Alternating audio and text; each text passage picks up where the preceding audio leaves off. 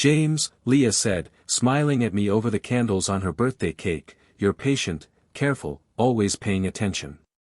Does that mean you're good at the private stuff too? Everybody at the table laughed. Not mean laughter. Just that loose, loud kind that comes after 2 bottles of wine, too much pasta, and everybody feeling safe enough to say dumb things.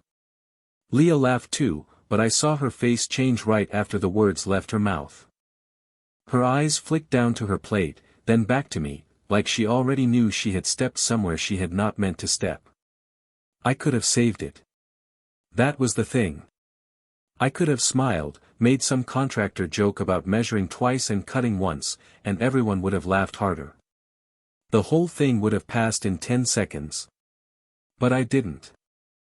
I just sat there with my fork in my hand, staring at the little flame on the candle in front of her, and before I could stop myself, I said, I wouldn't know anymore. I stopped letting myself be good at anything that needed another person. The table went quiet so fast it felt like somebody had shut a door. Leah's friend Morgan had her glass halfway to her mouth. Her brother, Sam, stopped chewing. The waiter walked past behind me with a tray of plates and even that sound felt too loud.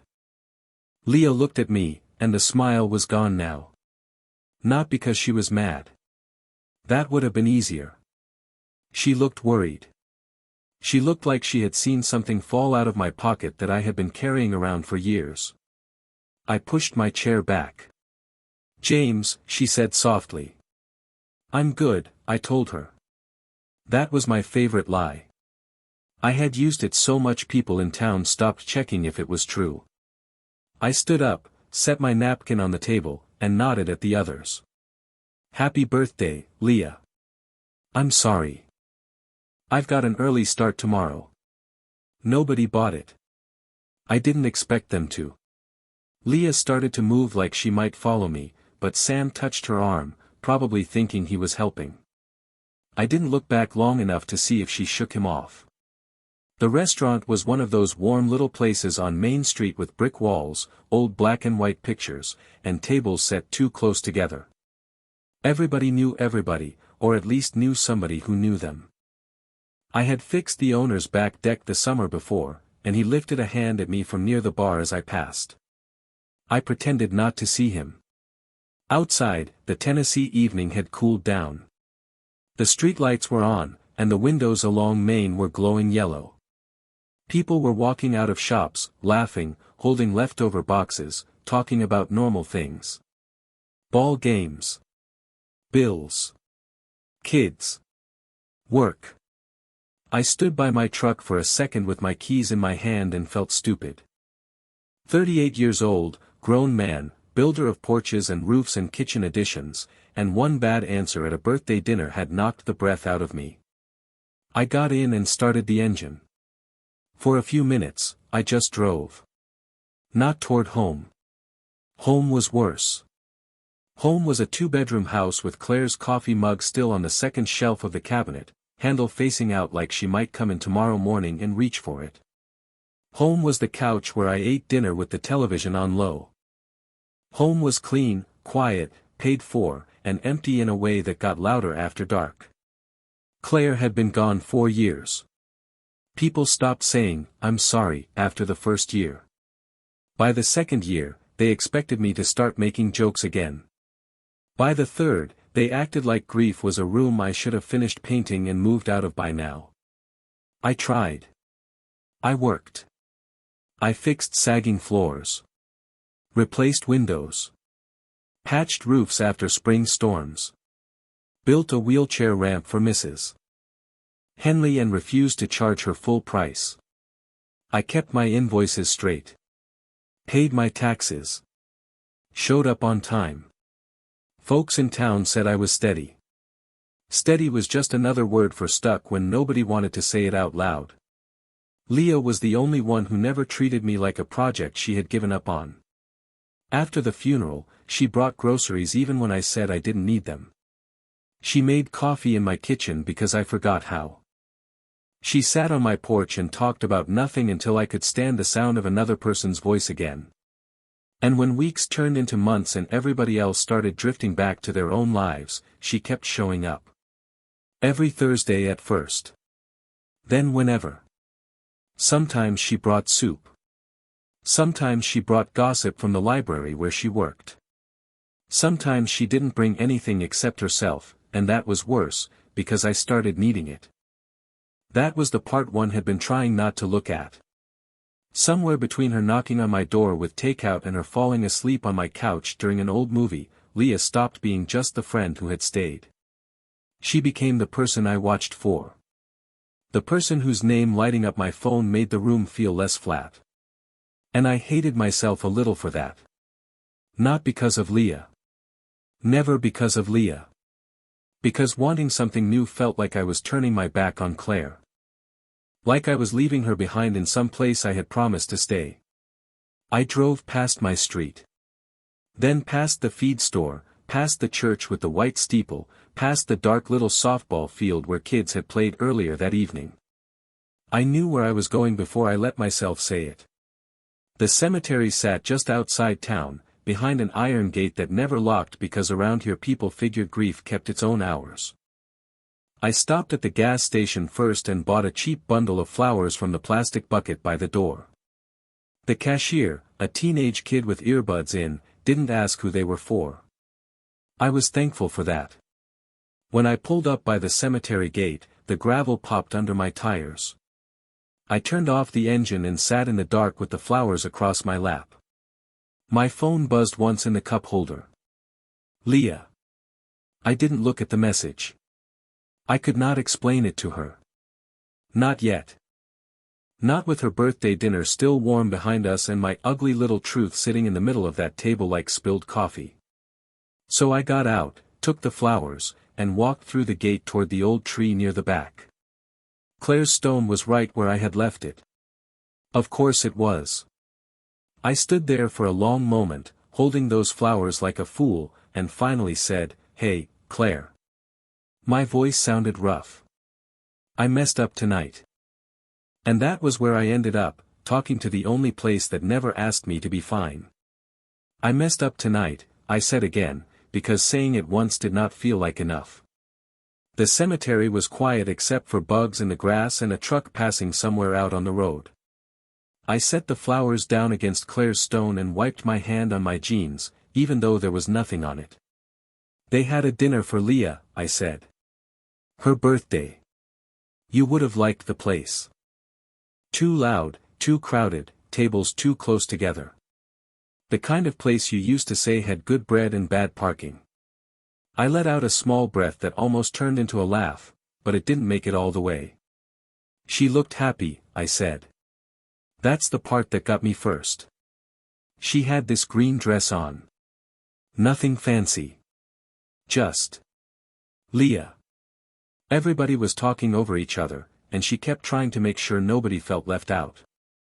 You know how she does. I stood there with my hands in my pockets, looking down at her name. Claire Bennett Walker. I still saw my last name next to hers and felt it hit somewhere low in my chest. She asked me something, I said. A joke. It wasn't meant to hurt. It just landed wrong. I could still hear the table going quiet. I could still see Leah's face when she realized I had not taken it as a joke. She basically asked if I was good at being close to someone, I said. Not in those exact words. But that's what it was. And I should have laughed. You would have kicked me under the table and told me not to make everybody uncomfortable. I rubbed the back of my neck. But I answered like an idiot. I told them I wouldn't know anymore. I said I stopped being good at anything that needed another person. The words sounded worse out here. At the table, they had come out fast. Here, they had weight.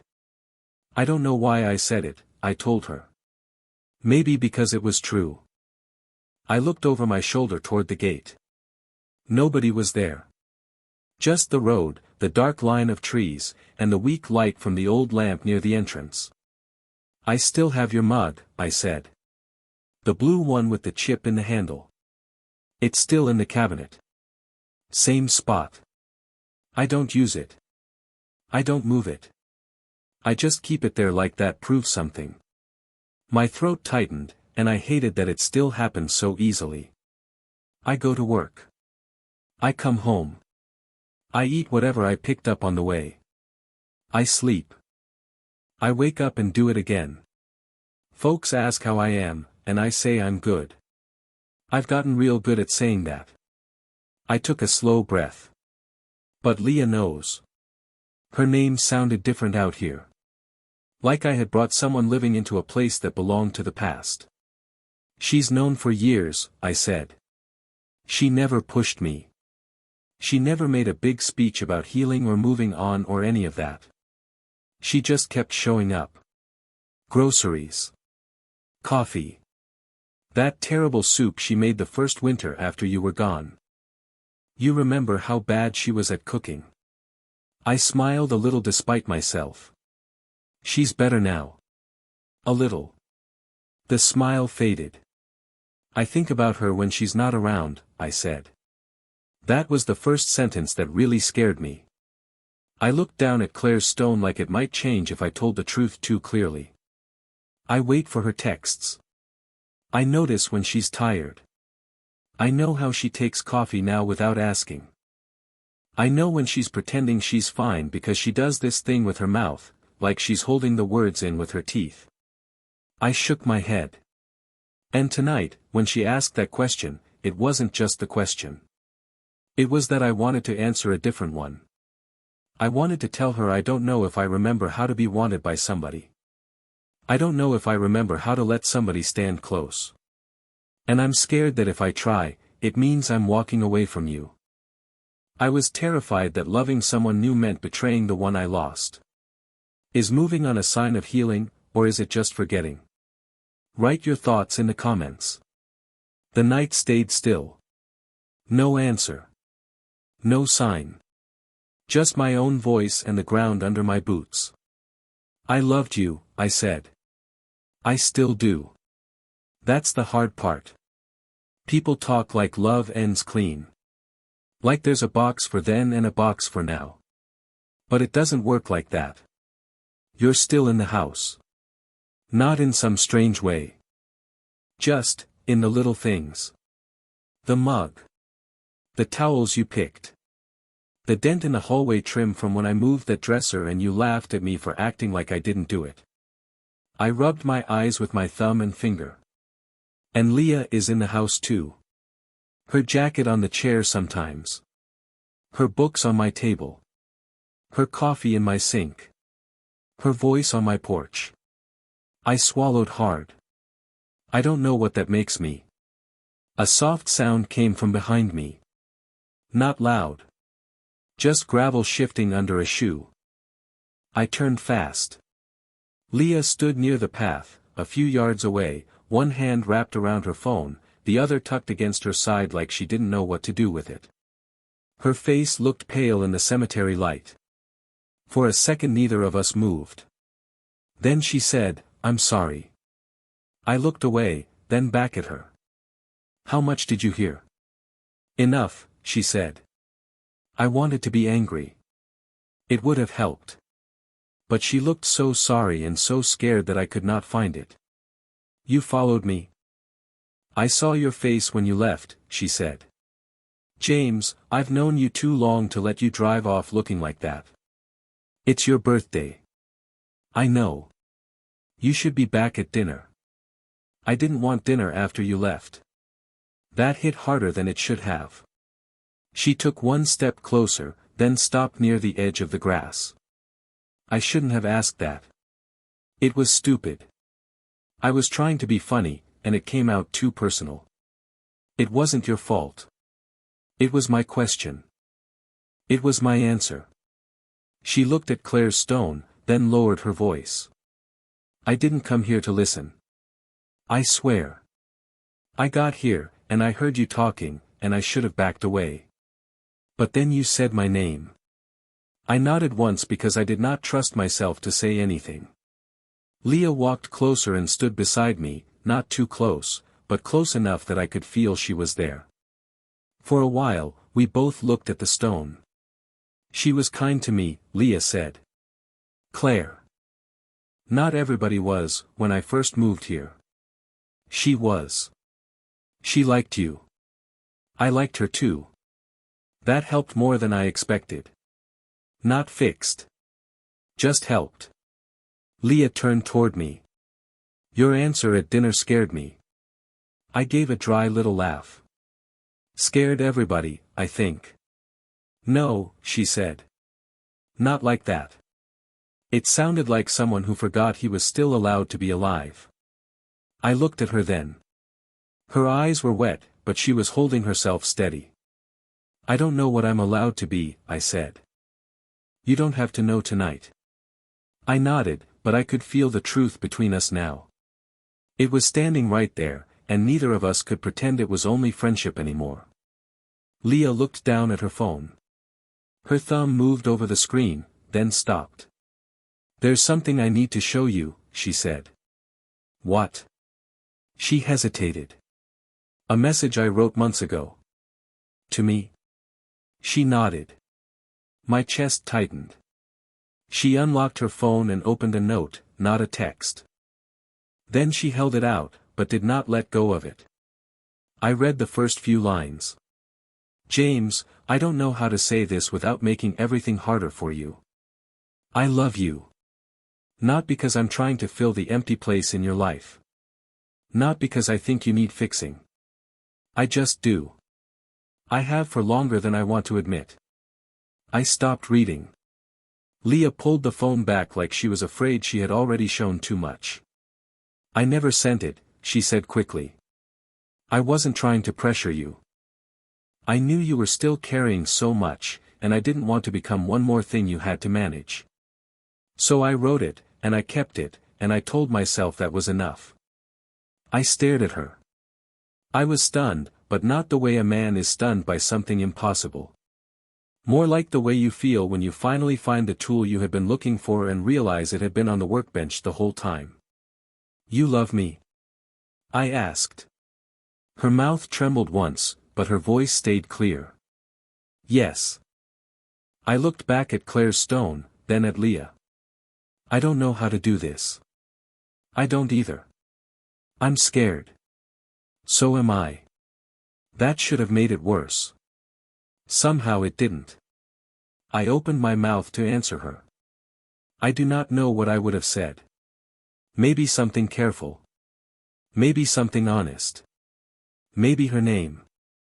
But before I could get a word out, headlights swept across the cemetery gate. Leah's whole body changed. She turned toward the road, and the color drained from her face. A dark car stopped outside the gate. The engine stayed running for a second, then shut off. The driver's door opened. Leah? I asked. She did not answer right away. A man stepped through the gate, neat shirt, polished shoes, phone in his hand like he had been calling all night. Leah whispered, Derek. And just like that, the quiet broke. Derek walked through the gate like he had every right to be there. He did not rush. That was the first thing I noticed. He moved calm and clean, the way some men do when they think the room already belongs to them. Even in the cemetery dirt, his shoes looked polished. His shirt was tucked in. His hair was neat. One hand held his phone, screen still lit from whatever call Leah had not picked up. Leah, he said. She did not answer. I stood beside her, not in front of her. I had no right to step between her and a conversation she had not asked me to take over. But I stayed close enough that she would not feel like she was facing him alone. Derek's eyes moved from Leah to me, then back to her. So this is where you went, he said. I've been calling. I know, Leah said. You know. Yes. His jaw tightened, but he gave a small smile like he was trying to keep things smooth. Then why didn't you answer? Because I didn't want to talk to you. The words came out quiet, but they were solid. Derek looked almost amused. At a cemetery? In the middle of the night? With him? He said, him, like I was a busted ladder somebody had left in the yard. Leah folded her arms. You need to leave. I drove 40 minutes because you wouldn't answer your phone. I didn't ask you to drive anywhere. He let out a breath and glanced at me again. Can we speak privately? No. Leah. No, she repeated, louder this time. I could see her hands shaking a little where they tucked against her elbows. Derek saw it too, and I could tell he knew that shake. Not in a kind way. In the way a man knows which board creaks because he has stepped on it before. He softened his voice. I'm worried about you. She laughed once, but there was no humor in it. That's what you're going with? It's the truth. You've been acting strange for months. Pulling away from people. Making choices that don't sound like you. They sound like me. You just don't like them. Derek's smile slipped. I don't think standing out here with your contractor friend after a birthday dinner is exactly healthy. There it was. The little cut. Clean enough to pretend it was not a cut. I looked at him and said nothing. Leah turned her head slightly toward me, like she was checking whether I had taken the bait. When I didn't, something in her shoulders eased. He has a name, she said. It's James. I know his name. Then use it. Derek looked at me again. Fine. James. I'm sure you mean well. But this is between Leah and me. No, Leah said. It isn't. He blinked like she had slapped his hand away from something. We ended months ago, she said. You don't get to keep reopening it because silence makes you uncomfortable. I'm not reopening anything. I'm trying to understand how you went from talking about a future with me to shutting me out. I told you why. You gave me a few emotional reasons during a bad week. They were not emotional reasons. They were reasons. He stepped closer, still careful, still polished. You were overwhelmed. You had things going on with your family, with work, with everything. I gave you space. You gave me arguments, she said. Every time I told you how I felt, you explained why I was wrong to feel it. His face hardened. That is not fair. It is true. No, it's not, he said, and for the first time his voice lost that smooth edge. I listened to you constantly. You waited for your turn to talk. The words sat there between them. Derek looked away, then back. I loved you. Leah nodded once. I think you loved having me. That's cruel. No, she said. Cruel was making me doubt myself every time I tried to be honest. Cruel was calling it care when you checked where I was. Cruel was acting like persistence meant romance, even after I said I needed distance. His eyes narrowed. Did he tell you to say that? I felt Leah stiffen beside me. Derek pointed the phone slightly in my direction. Because this is convenient, isn't it? He's lonely, you're soft-hearted, and suddenly he's the one standing next to you at midnight while you rewrite our whole relationship. My hands curled once at my sides, then I forced them loose. Leah turned fully toward him. Do not put this on him. I'm asking a reasonable question. No. You're doing what you always do. You're trying to make my feelings look like somebody else planted them. Derek took another step. Because this does not make sense. It makes sense to me. That's not enough. It is now. For a second, nobody moved. The lamp near the gate buzzed faintly.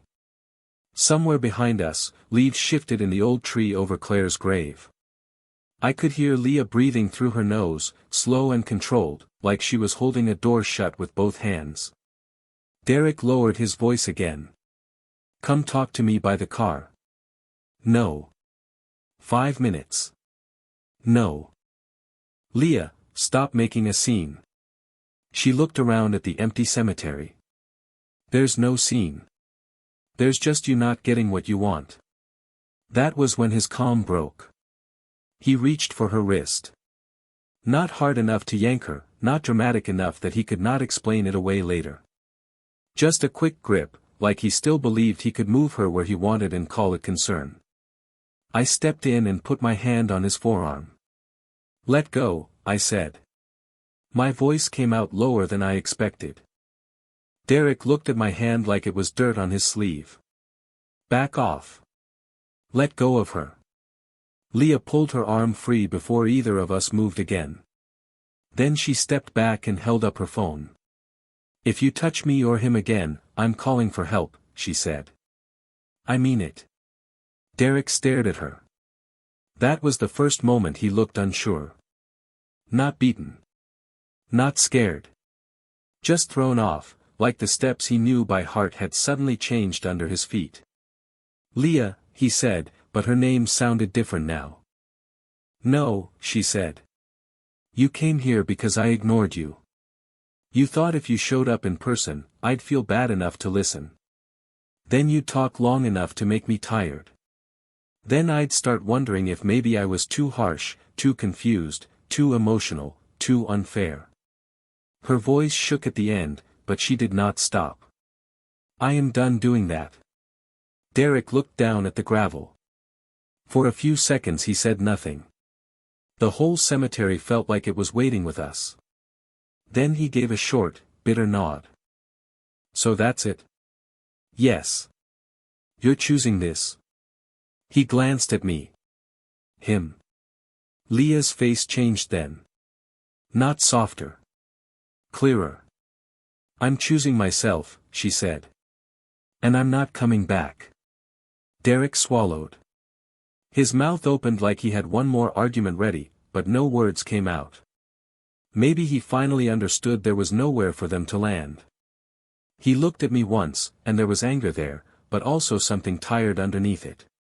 Then he turned. His shoes scraped the gravel as he walked back toward the gate. He did not slam anything. He did not shout. He just got in his car, sat there a moment with both hands on the wheel, then started the engine. The headlights swept across us as he backed out. Leah did not move until the red taillights disappeared down the road. Then her phone lowered to her side, and she let out a breath so deep it sounded like it had been trapped in her for years. Leah's phone dropped to her side, and for a few seconds she just stood there, staring at the empty road beyond the gate. I did not touch her right away. After what had just happened, it felt important to let her have her own space. Her own breath. Her own choice about what came next. Finally, she turned toward me. "Did he hurt you?" she asked. I looked down at my hand, then at my arm. "No. James." "I'm fine," I said, then caught myself. Her eyebrows lifted a little. I let out a tired breath. "I mean it this time. I'm fine." She stepped closer and took my wrist anyway, turning my hand over like she expected to find something broken. Her fingers were cold. Mine were probably worse. "He didn't get me," I said.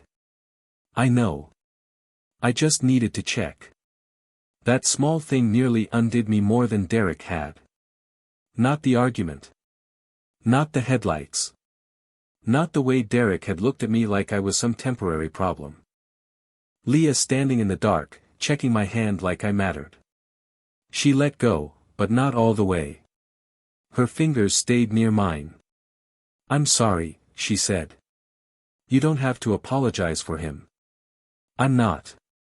She looked back toward the road. "I'm apologizing because you were standing at Claire's grave trying to tell the truth, and then my past came walking through the gate. It was already part of tonight," I said. She gave me a tired look. "That sounds like something people say when they don't know what else to say." "Pretty much." That made her smile a little. Not much, but enough. The cemetery had gone quiet again. The kind of quiet that comes after raised voices, when everything ordinary starts coming back. Crickets. Wind in the leaves. A dog barking somewhere far off. My truck cooling by the fence with little ticks from the engine. Leah turned toward Claire's stone. "I meant what I showed you," she said. I followed her eyes to the name carved there. I didn't think it was just because of tonight, I said. I need you to know that. That message wasn't some reaction to Derek or the dinner or you leaving. I wrote it because I had been carrying it too long. I know. She looked at me. Do you? I nodded, but it took me a second to find the words. I think I knew before you showed me, I said. Not all the way. Not enough to say it. But I knew something was there. I just kept acting like if I didn't name it, I didn't have to choose what to do with it. Leah looked down at the grass. I've been careful for so long, I said. That's what I called it, anyway. Being careful. With Claire's memory. With you. With the friendship.